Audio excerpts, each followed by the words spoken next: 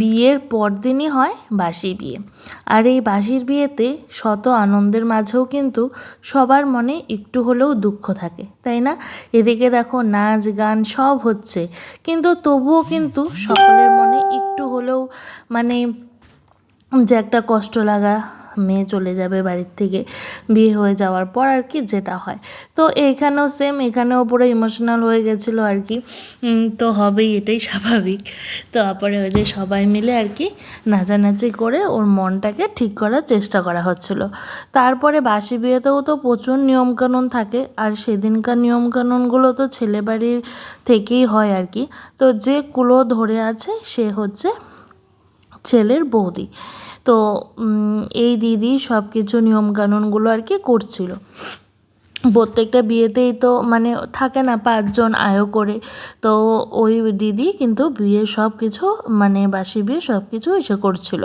তো সেদিন তো ছেলের বাড়ির নিয়মেই বিয়ে হয়, আর আগের দিন মেয়ের বাড়ির নিয়মে, তাই না? এটা তো আমরা সকলেই জানি। তো এখন হবে ওদেরকে স্নান করানো। স্নান করানোর পর আবার রেডি করার ব্যাপার আছে, রেডি হয়ে তো আবার বিয়েতে বসতে হবে। আর বাসি বিয়েতে তো অনেক সময়ও লাগে, তবে কিন্তু বাসি বিয়েটা দেখতেই বেশি ভালো লাগে। আমার তো ভীষণ বাসি বিয়েটা দেখতেই ভালো লাগে, কিন্তু আমি সেরকম আর বসে দেখতে পারিনি, কি করা যাবে, যাই হোক। তো এখানে এখন ওদেরকে স্নান করানো হবে। গঙ্গা নিমন্ত্রণ করতে আমি যাইনি, আমি বাড়িতেই ছিলাম, কারণ এত রোদ উঠেছিল, এই রোদের মধ্যে না যেতে ইচ্ছা করছিল না, আর প্রায় অনেকটাই দূর, তো সেই কারণে আমি আর যাইনি। আর রোদ ওঠার কারণে কিন্তু অনেকে গিয়েছিল, যেহেতু আগের দিন বিয়ের দিন তো জল ভরতে যাওয়ার সময় একটু বৃষ্টি ছিল, সেরকমভাবে কেউ যেতে পারেনি। আর পরের দিন রৌদ্র থাকার জন্য কিন্তু প্রায় অনেকেই গিয়েছিল। আর এদিকে দেখো এখন হলুদ লাগানো হচ্ছে, এটা কিন্তু বেশ একটা মজার বিষয় না? বিয়ের দিন তো মেয়েকে আলাদা একা থাকে, সে ব্যাপারটা একরকম, আর এই যে বিয়ের পরের দিন বাসি বিয়ের দিন তো কনে আর বর একসাথে থাকে, সেটার কিন্তু আরও একটা মজা। তো এদিকে দেখো বরকে সবাই আর কি হাসাহাসি করছিল যে বরকে পুরো ভিজিয়ে দেওয়া হবে, এই সেই। তো সব থেকে দারুণ একটা ব্যাপার তোমরা ভিডিওতে লক্ষ্য করবে, বর হচ্ছে এখন একটা কলসি নিয়ে সবাইকে ভিজাতে আর কি যাচ্ছিল। তো এইবার তো ফুলফিল হয়নি ওনার প্ল্যানটা, কিন্তু নেক্সট টাইম পুরো ফুলফিল করেছে। পুরো মানে যতখানি আর কি কলসির মধ্যে জল ছিল, পুরো জলটাই আমার গায়ে ঢেলে দিয়েছে। এবারে সবার গায়ে ছিটাতে যাচ্ছিল, সবাই আর কি পালিয়ে যাচ্ছে, দেখছো? সবাই কিন্তু নাচানাচি করছে, তার মাঝেও যখনই নাকি জল ছিটাতে গেছে আর কি, তখন সবাই পালিয়ে গেছে। তো আমি ভাবলাম আমিও একটু নাচানাচি করে নিই, কিন্তু এই যে দেখো, এই দেখো আমাকে মানে একেবারে ভিজিয়ে দিল, মোবাইল টোবাইল সব ভিজে গেছে।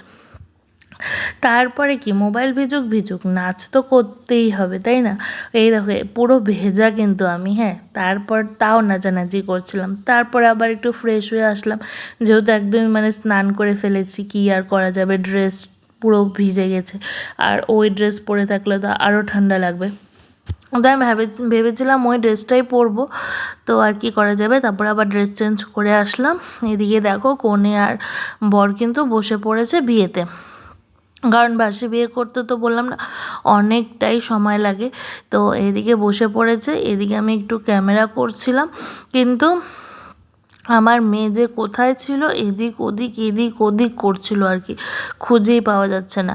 আমি ভেবেছিলাম যে ওর মানির সাথে ওর কিছু ফটো তুলে রাখবো, কিন্তু বিয়েবাড়িতে মানে আমার সাথে তো ওর কোনো ফটোই নেই, কোনো ফটো নেই ওর সাথে আমার, কি আর করা যাবে। ওর মানির সাথেও ও কোনো ফটো তুলেনি, মানে ও ফটো একদম তোলা পছন্দ করে না।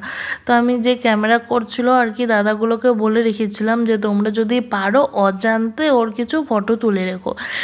তো জানি না কি তুলেছে, কারণ দাদাগুলো এখন পর্যন্ত ফটো দেয়নি, কারণ ওদের ক্যামেরাতে নাকি কি খারাপ হয়েছে আর কি, সেই কারণে এখনও কোনো ফটো পাওয়া যায়নি।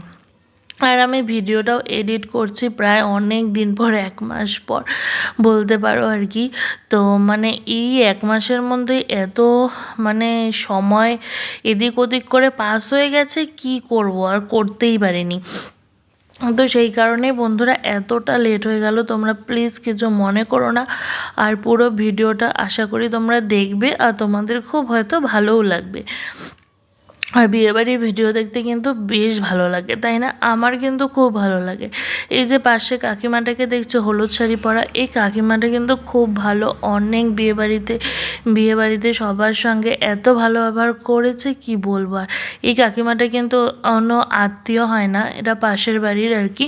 তো খুব ভালো, খুব ভালো। আজকাল না এরকম মানুষ কিন্তু পাওয়া যায় না, তাই না? আর এদিকে দেখো সবাই মিলে নাচানাচি করছে, সবাই সেই নাচ করছে। আর আমি তো নাচ করতে পারছিলাম না, কারণ আমি একটু ক্যামেরা করছিলাম, ওর জন্য আর নাচ করতে পারছিলাম না।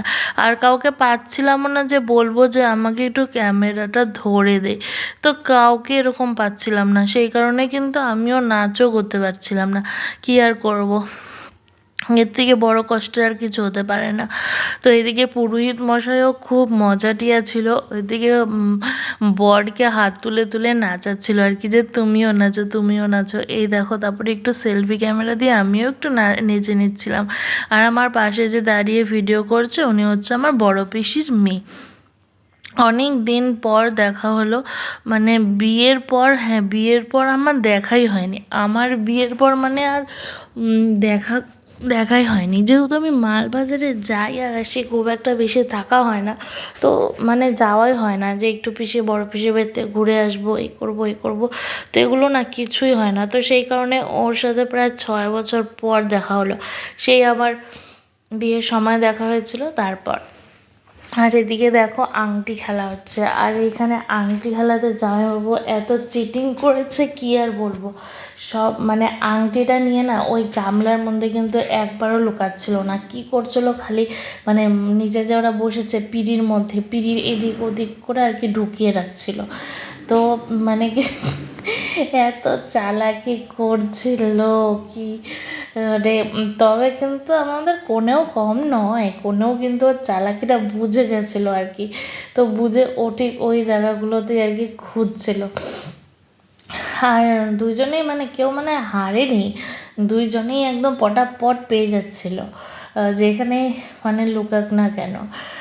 তো আর ওখানে একটা না খুব ভালো একটা নিয়ম ছিল, যে একজন একজনকে মিষ্টি খাওয়াবে, আবার পান খাওয়াবে।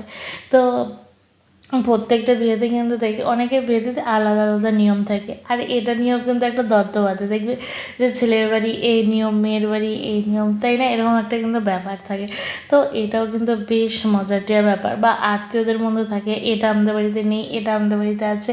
তো এরকম কিন্তু প্রতিটা বিয়েতেই হয়। এদিকে দেখো পান দিচ্ছে আর মিষ্টি দিচ্ছে, এটা খাওয়ার পর তারপর হচ্ছে পুকুর পার করতে হবে।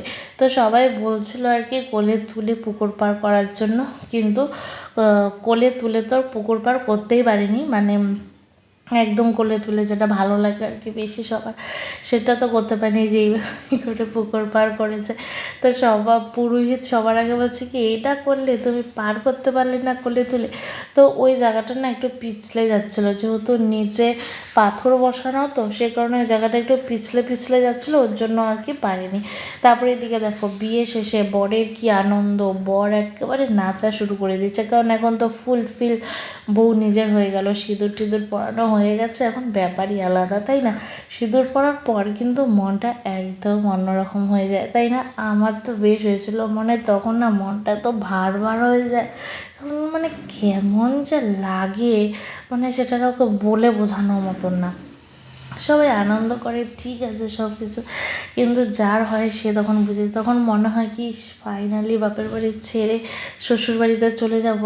তারপরে এই যে ঘরে এসে আরও নিয়মকানুন হচ্ছিলো আর কি, আর এমন নিয়মকানুন হচ্ছিলো খুব হাসিও পাচ্ছিলো, তাই কোনে একটু হাসছিল। তারপর তো খাওয়া দাওয়ার করে যাওয়ার পালা ছিল, অনেক কান্নাকাটি হয়েছে।